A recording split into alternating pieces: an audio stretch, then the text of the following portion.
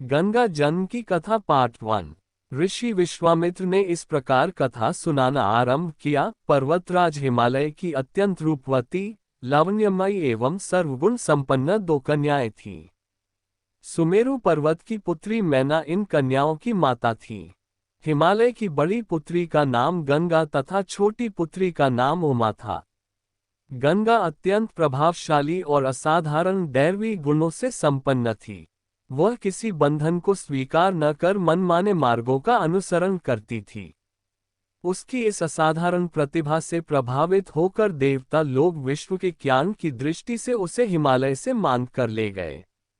पर्वतराज की दूसरी कन्या उमा बड़ी तपस्विनी थी। उसने कठोर एवं असाधारण तपस्या करके महादेव जी को वर के रूप में प्राप्त किया। विश्वामित्र के इतना कहने पर राम ने कहा, हे भगवान, जब गंगा को देवता लोग सुरलोक ले गए तो वो पृथ्वी पर कैसे अवतरित हुई और गंगा को त्रिपथगा क्यों कहते हैं?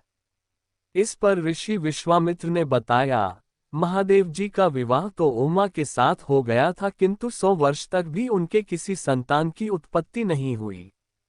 एक बार महादेव जी के मन में संतान उत्पन्न करने का विचार आया।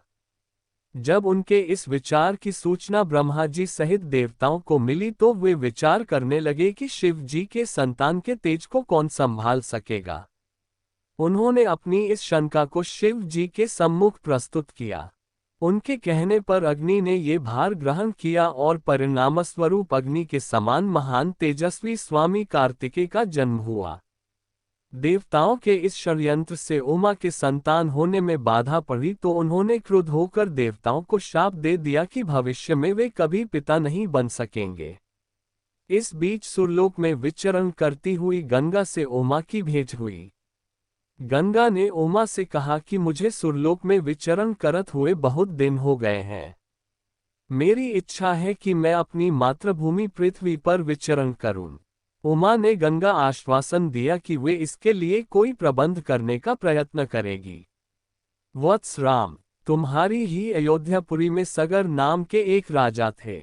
उनके कोई पुत्र नहीं था। सगर की पटरानी केशिनी विदर्भ प्रांत के राजा की पुत्री थी।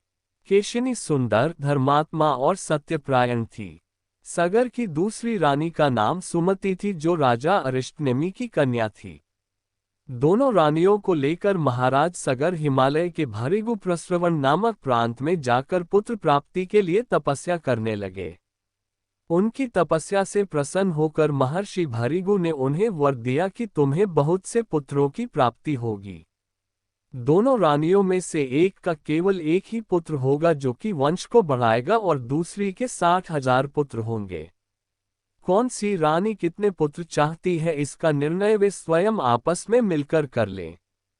केशिनी ने वंश को बढ़ाने वाले एक पुत्र की कामना की और गरुड़ की बहन सुमति ने 60,000 बलवान पुत्रों की। उचित समय पर रानी केशिनी ने असमंजस नामक पुत्र को जन्म दिया। रानी सुमति के गर्भ से एक तुंबा निकल जिसे फोड़ने पर छोटे छोटे 60,000 पुत्र निकले। उन सब का पालन पोषण घी के घड़ों में रखकर किया गया। कालचक्र बीतता गया और सभी राजकुमार युवा हो गए। सगर का ज्येष्ठ पुत्र असमंजस बड़ा दुराचारी था और उसे नगर के बालकों को सरयू नदी में फेंककर उन्हें डूबते हुए देखने में बड़ा आनंद आता था। इस दुराचारी पुत्र से दुखी होकर सगर ने उसे अपने राज्य से निर्वासित कर दिया। असमंजस के अंशुमान नाम का एक पुत्र था। अंशुमान अत्यंत सदाचारी और पराक्रमी था। एक दिन राजा सगर के मन में अश्वमेघ यज्ञ करवाने का विचार आया। शीघ्र ही उन्होंने अपने इस विचार को कार्य रूप में परिणत कर दिया। राम ने ऋषि विश्वामित्र से कहा, गुरुदेव, मेरी रुचि अपने पूर्वज सगर की यज्ञ गाथा को विस्तार पूर्वक सुनने में है। अतः कृपा करके इस वृतांत को पूरा पूरा सुनाइए। राम के इस तरह कहने पर ऋषि विश्वामित्र प्रसन्न होकर कहने लगे, राजा सगर ने हिमालय एवं विंध्याचल के बीच की हरी भरी भूमि पर एक विशाल यज्ञ मंडप का निर्माण करवाया। फिर अश्वमेघ यज्ञ के लिए श्यामकर्ण घोड़ा छोड़कर उसकी रक्षा के लिए पराक्रमी अंशुमान को सेना के साथ उसके पीछे पीछे भेज दिया। यज्ञ की संभावित सफलता के परिणाम की आशंका से भयभीत होकर इंद्र ने एक राक्षस का रूप धारण करके उस घोड़े को चुरा लिया।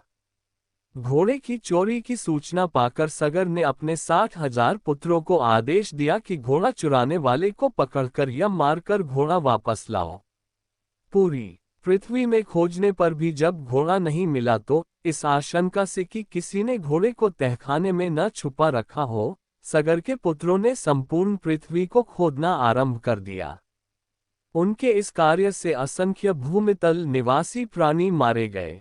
खोदते खोदते वे पाताल तक जा पहुंचे। उनके इस नृशंस कृत्य की देवताओं ने ब्रह्मा जी से शिकायत की तो ब्रह्मा जी ने कहा कि ये राजकुमार क्रोध एवं मद में अंधे होकर ऐसा कर रहे हैं। पृथ्वी की रक्षा कर दायित्व कपिल पर है, इसलिए वे इस विषय में कुछ न कुछ अवश्य करेंगे। पूरी पृथ्वी को खोदने के बाद भी जब घोड़ा और उसको चुराने वाला चोर नहीं मिला तो निराश होकर राजकुमारों ने इसकी सूचना अपने पिता को दी। रुष्ट होकर सगर ने आदेश दिया कि घोड़े को पाताल में जाकर ढूंढो। पाताल में घोड़े को खोजते खोजते वे सनातन वसुदेव कपिल के आश्रम में पहुंच गए।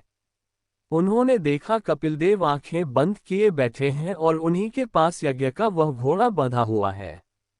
उन्होंने कपिल मुनि को घोड़े का चोर समझकर उनके लिए अनेक दुर्वचन कहे और उन्हें मारने के लिए दौड़े।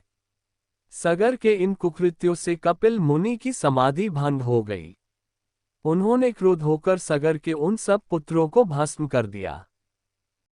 इसी भगवान की वीडियो देखने के लिए सब्सक्राइब करें चैनल को और बेल आइकॉन दबाएं।